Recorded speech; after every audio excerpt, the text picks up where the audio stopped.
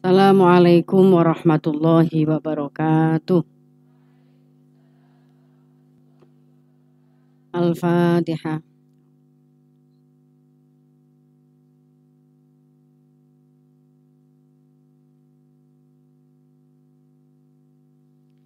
Bismillahirrahmanirrahim. Subhanakallahumma rabbana la ilma lana illa ma 'allamtana innaka antal alimul hakim. Wa tub 'alaina innaka antat tawwabur rahim. Wa taqabbal minna innaka antas samiul alim. Wa 'allimna min ladunka ilman nafi'a ya dzal jalali wal ikram.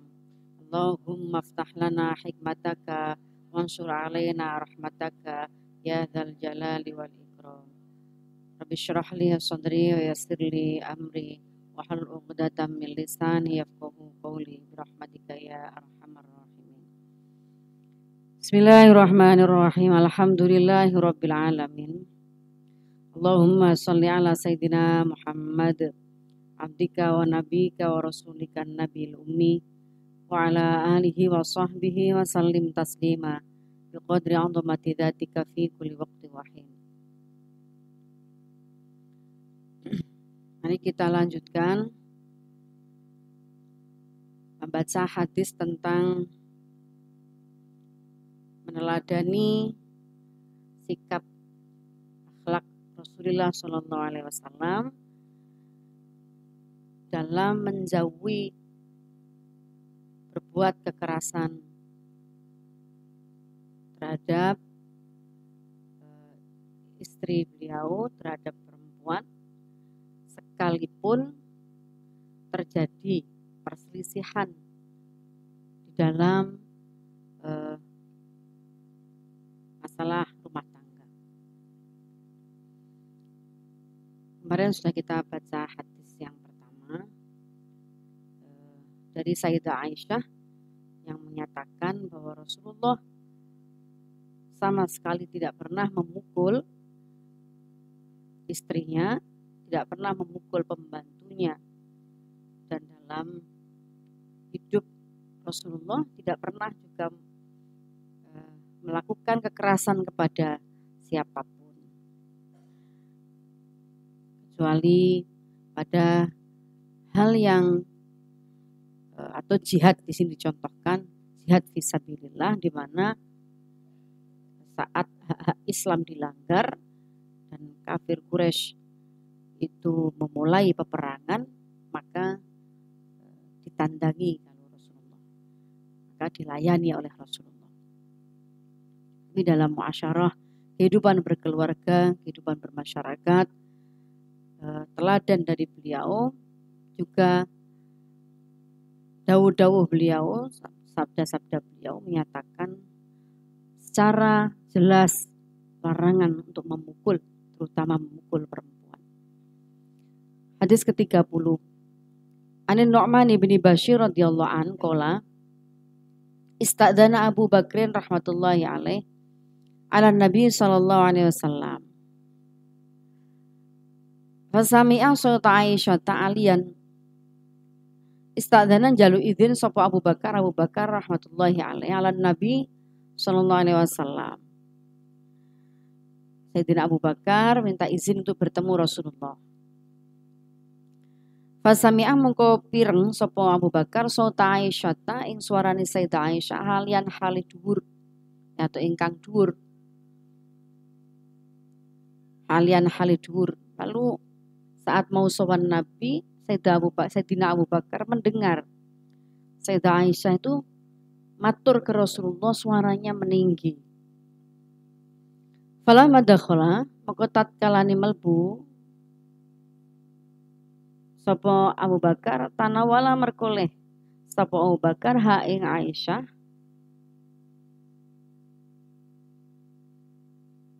lihat limaha drapun yen to nempeleng sapa Abu Bakar ha ing Aisyah.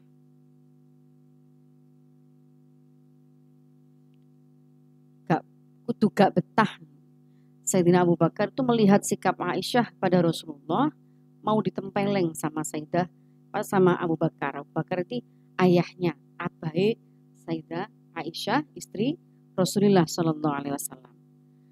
Ningali melihat sikapnya pada Rasul kok seperti itu gak betah. Sayyidina Abu Bakar, Aisyah mau ditempeleng sama beliau. Pokoknya lan ngendika sapa Abu Bakar, la aroki tarfa'ina sautaki ala Rasulillah sallallahu alaihi wasallam. Ono to ningali sapa sira tarfa'ina banterake sira sautaka ing suara sautaki tarfa'ina sautaki ala Rasulillah ing Kanjeng Nabi ngatasi Nabi. Faja'ala mongko tumandang sapa Nabi sallallahu alaihi wasallam yahjuru ngalang-alangi sapa Nabi ing Abu Bakar. Jalan metu sapa Abu Bakar mudiban hali wong kang bendu.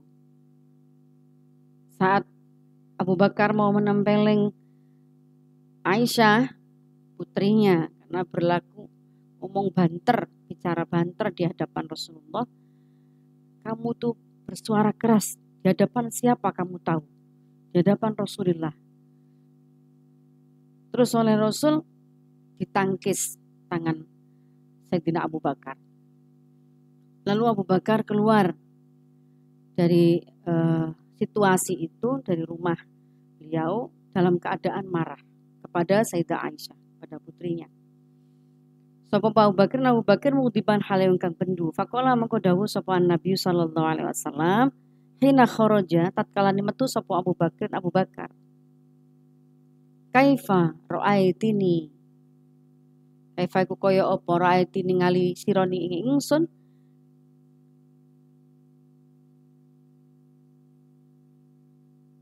Angkotuki nyelametake ingsun ing sira minar rajuli saking wong lanang iku, saking bapakmu. Terus Rasul dawuhi Sayyidah Aisyah, kamu tahu apa yang mau dilakukan oleh ayahmu padamu, lalu aku menyelamatkanmu. Aku menghalangi ayahmu mau berbuat keras padamu karena kamu bersuara keras padaku. Gampangane rodok wani nang aku. Kala fama kata nuli meneng sapa Abu Bakar ayaman ing dalam pira-pira dina. Lan dika sapa Nu'man, fama kata mongko meneng sapa Abu Bakar ayaman ing dalam pira-pira dina, tumas takdana nuli nyuwun izin sapa Sayyidina Abu Bakar ala Rasulullah sallallahu alaihi wasallam.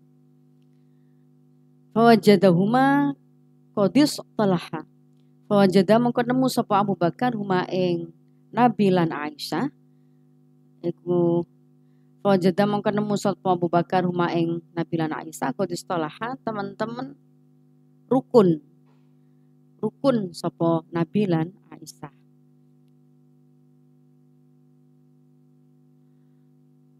Setelah kejadian itu Sayyidina Abu Bakar keluar dari rumah Nabi, terus diam masih menahan amarah dalam beberapa hari melihat tingkah putrinya itu.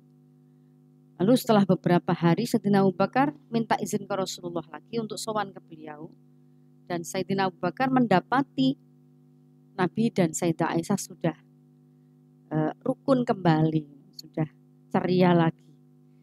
Pakola mongko nuli ngendika sapa Abu Bakar lahuma, matur sapa Abu Bakar lahuma marang Nabi lan Sayyidah Aisyah. Adkhilani ngelbuake sira panjenengan loro sira loro ni ingsun.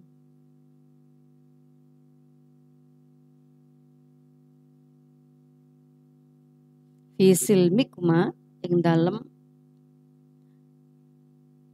damaine panjenengan loro. Kama adkhaltuma kaya oleh ngelbokake panjenengan berdua ni ingsun fi harbikuma ing dalem pertentangan, ing dalem tukarane panjenengan berdua sira loro. Pakola nuli ngendika sapa Nabi sallallahu alaihi wasallam, qad fa'alna, teman-teman wis agawe sapa ingsun, kita qad fa'alna, teman-teman wis agawe kita. Akhraja ngetake hadis sapa Abu Dawud.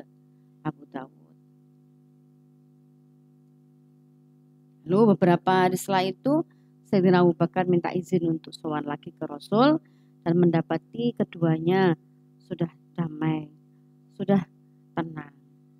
Lalu Abu Bakar matur, panjenengan berdua mengizinkan saya masuk saat sedang ada perselisihan, dan panjenengan juga mengizinkan saya masuk saat sudah tenang. Ya, Nabi dawuh, ya, sudah kami selesaikan. Di teladan. Tentu sudah Nabi itu adalah suri teladan terbaik bagi seluruh umat manusia. Jadi kalau tidak semua laki-laki itu memiliki akhlak seperti Rasulullah Shallallahu Alaihi Wasallam. Tapi semestinya kita sebagai umat Islam yang mengaku mukmin, mencintai baginda Rasulullah Shallallahu Alaihi Wasallam, tentu saja kita mesti meneladani beliau. Itu yang pertama. Yang kedua, bahwa dalam rumah tangga Rasul pun itu kita lihat dari hadis ini, itu juga terjadi perselisihan. Artinya perselisihan di dalam rumah tangga itu biasa terjadi antara suami dan istri. Teladan Rasul bagaimana? Teladan Rasul kalau yang hadis-hadis yang kemarin itu Nabi diwaduli atau dicurhati oleh para perempuan tentang perilaku suami-suaminya itu, tentang perilaku para suami terhadap dirinya. Nah, kalau dalam dua hadis dalam bab teladan Nabi ini yang terjadi sendiri di dalam kehidupan Rasulullah, dan Rasulullah pun memberikan contoh bagaimana beliau menghadapi istrinya. Karena perdebatan, perselisihan itu biasa di dalam keluarga. Rasulullah mencontohkan tidak melakukan tindakan kekerasan secara fisik, itu juga tidak beliau lakukan, bahkan secara fisik.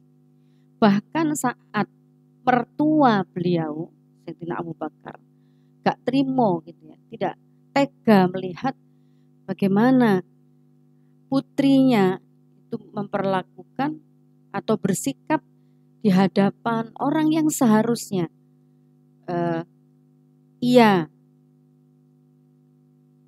hormati dengan sepenuhnya, bukan hanya Rasulullah sebagai suami dari putrinya, tetapi Rasulullah sebagai qudwah, panutan, sebagai Rasul umat Islam, umat Muslim sedunia, seluruh alam sedunia itu harus dihormati. Tapi melihat sikap putrinya gak betah, Sayyidina Abu Bakar mau ditempeleng ya, karena memang berabad-abad lamanya ya. Jadi tradisi sebelum Islam itu ya sudah biasa kelakuan laki-laki itu menempeleng, menghajar, bahkan membunuh istri-istrinya, sudah sangat biasa gitu. Lalu Rasulullah hadir terus membuat perubahan budaya yang sangat mencolok, yang sangat monumental itu, sehingga banyak mata terbelalak, banyak orang yang kemudian banyak perempuan-perempuan atau makhluk manusia-manusia lemah di sekitarnya yang merasa sangat dibela oleh Rasulullah. Kemudian sahabat-sahabat pun melihat situasi atau melihat perjuangan Rasulullah dalam mengangkat harkat martabat perempuan ini, kemudian tidak bisa berbuat apa-apa karena Rasulullah itu qudwah. Karena memang itu yang harus dicontoh dari pribadi Rasulullah. Sampai pun di dalam kehidupan, di lingkungan terkecil dalam sebuah masyarakat, yaitu di dalam keluarga. Ya, ditahan oleh Rasulullah tangan Sayyidina Abu Bakar sehingga tidak jadi menampar putrinya yang dianggap tidak etis sikapnya di hadapan Rasulullah. Lalu Rasulullah mengingatkan kepada Sayyidah Aisyah, kamu tahu Sayyidah Aisyah apa yang akan dilakukan abahmu padamu atas sikapmu itu, tapi aku melindungimu. Secara eksplisit pemaknaan kita juga sebagai perempuan, yo jaga sikap di hadapan suaminya. Jadi walaupun misalnya mudah-mudahan ya kalian memiliki pasangan akhlaknya seindah akhlak Rasulullah, walaupun gak 100% gitu ya. Gak iso gak ono wong kaya Rasul. Tapi ya jangan semena-mena gitu terhadap pasangan. Itu jangan berlebihan juga di hadapan pasangan kita, di mana kita juga mesti menempatkan diri gitu ya. Kalau pasangan kita sudah bisa bersikap sebagaimana teladan Rasul, maka kita juga tidak boleh semena-mena. Kesabaran wong akhirnya awake dhewe juga semena-mena terhadap pasangan kita. Kamu lihat Sayyidah Aisyah, apa yang mau dilakukan ayahmu? Kamu mau ditempeleng tapi tak lindungi kamu. Jadi yojok sak mena-mena. Lalu sudah berlalu itu kejadian, walaupun Abu Bakar sik dongkol gitu, ambek Sayyidah Aisyah, lalu disambangi maneh beberapa hari setelahnya keduanya sudah akur. Artinya maksud berikutnya dari hadis ini, setelah tadi saya jabarkan beberapa maknanya, maksudnya juga bahwa persoalan di dalam rumah tangga itu qad fa'alna diselesaikan secara baik-baik oleh siapa yang kita anggap menjadi sumber masalah itu.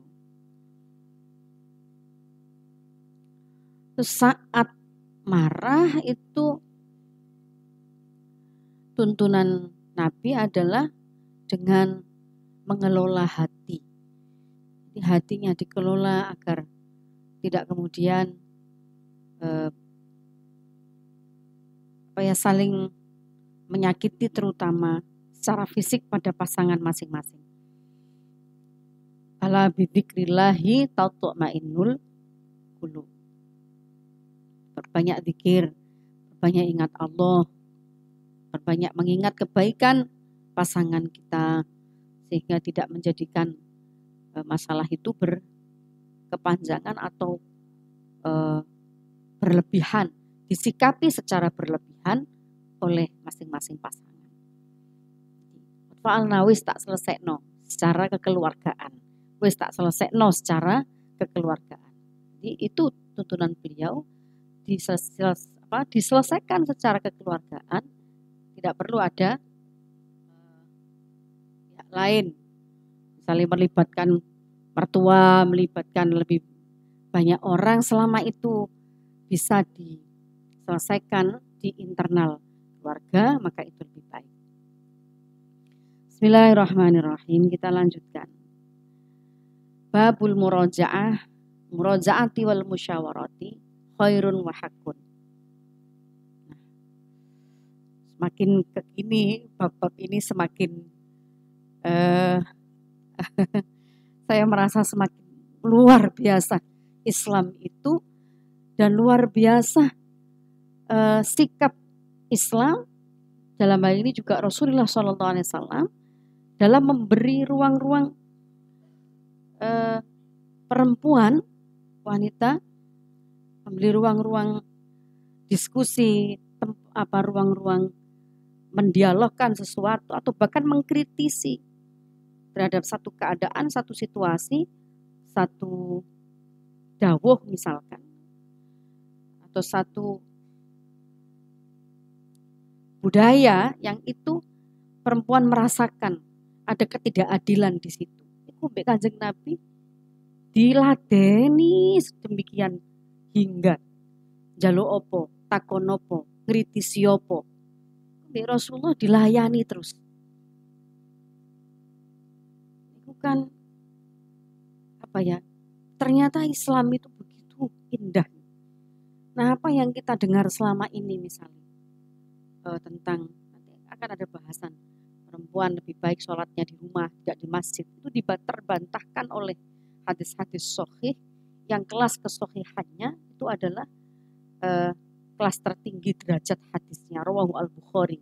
Itu derajat tertinggi kesohihan hadis. Itu dibantah bahwa perempuan-perempuan di masa Rasul itu ternyata juga pada sholat berbondong-bondong jamaah di masjid.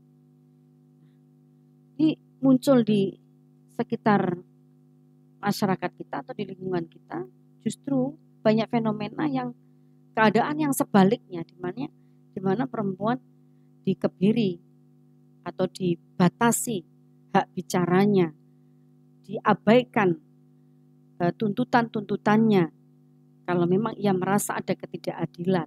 Padahal itu di masa Rasulullah oleh Rasulullah diayai, diladeni, kemudian dengarkan apa yang sesungguhnya menjadi keluhan para perempuan itu. Ini murojaah ini perdebatan dan musyawarah. Tentu saja debat yang baik ya, bukan debat yang kemudian bersifat makar, itu bukan. Babul murojaati utawi iku bab nerangkan debat wal musyawarah lan musyawarah iku khairun bagus wa haqqun lan hak.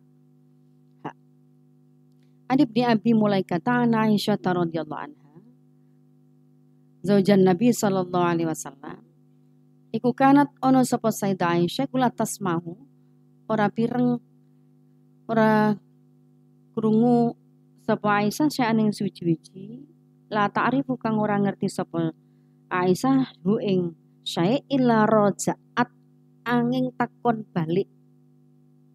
Debat dalam arti ya mempertanyakan atau menanyakan kembali, takon balik sapa Sayyidah Aisyah fi dalam syai hatta ta'rifa sehingga ngerti sapa Sayyidah Aisyah insai.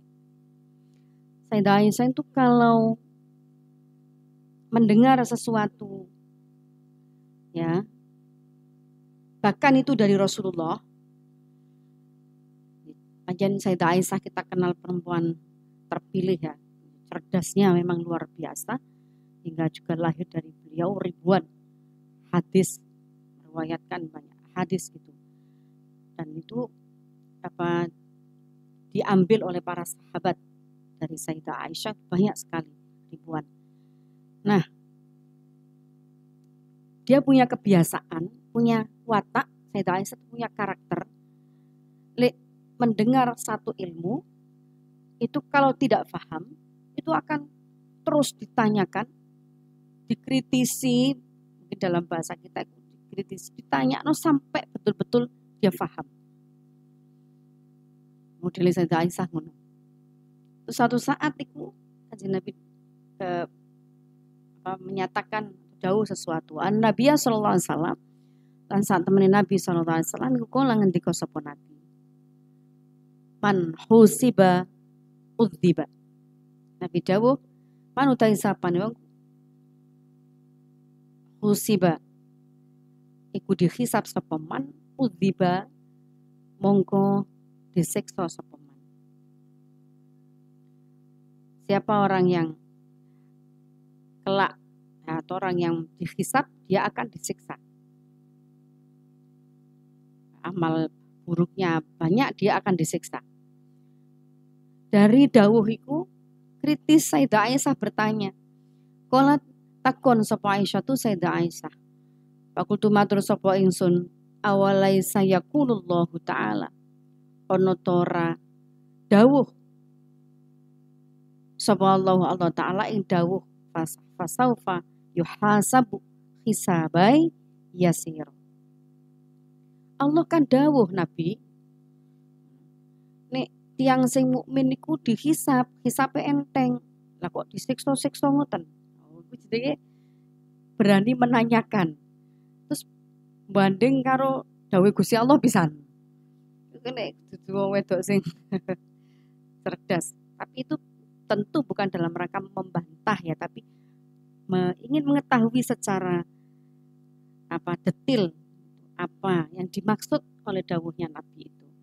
Tapi ini namanya sikap kritis atau sikap keingintahuan yang tinggi akan sebuah ilmu. Qalat matur sapa Aisyah. Faqala mengko dawuh sapa Nabi. Innama dzalikal ardu walakin manukisha.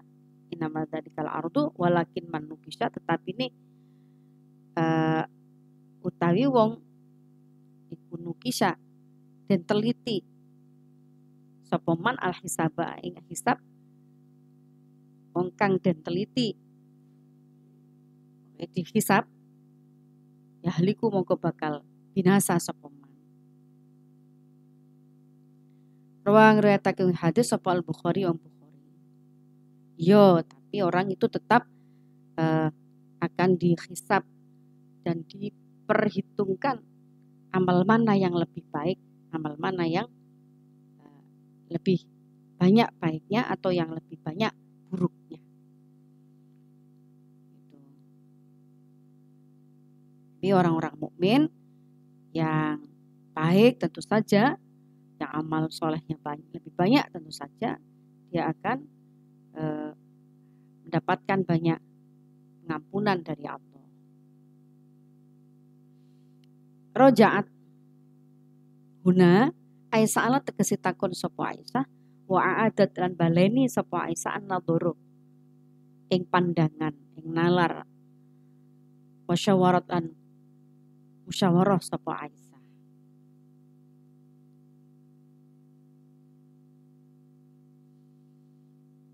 Ya, pada perempuan yang cerdas seperti Sayyidah Aisyah itu Rasulullah pun melayani kehausan pengetahuan, keingintahuan Sayyidah Aisyah akan sebuah ilmu atau akan dawuh-dawuh beliau yang butuh diberikan penjelasan. Ini mencerminkan apa? Hadis ini tradisi belajar yang baik antara seorang guru dan murid. Dalam hal ini Aisyah itu murid baginda Rasulullah Sallallahu Alaihi Wasallam dan Nabi adalah guru Sayyidah Aisyah. Dalam pengembangan pemaknaan hadis ini itu ada tradisi yang baik, dialog antara seorang murid dan seorang guru. Murid yang ingin mengetahui lebih lanjut dari apa yang diterangkan oleh gurunya, itu hak dia untuk mengetahui ilmu yang lebih dari gurunya atau mendapatkan penjelasan yang lebih dari gurunya. Rasulullah mencontohkan itu, tidak dianggap itu membantah, tapi itu dianggap adalah bagian dari membangun ilmu yang baik, memberikan ilmu yang baik, maka beliau pun melayani. Ini tradisi murojaah, musyawarah itu dicerminkan di dalam lingkungan keluarga baginda Rasulullah SAW. Al-Fatihah.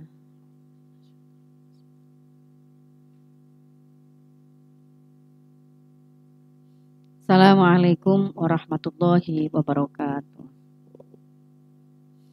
Bismillahirrahmanirrahim. Allahumma sholli ala sayyidina Muhammad wa ala ali sayyidina Muhammad. Allahumma inni astaudiruka ma 'allamtani fardutu ilayya 'inda hajati ilayhi wa la tusnihi ya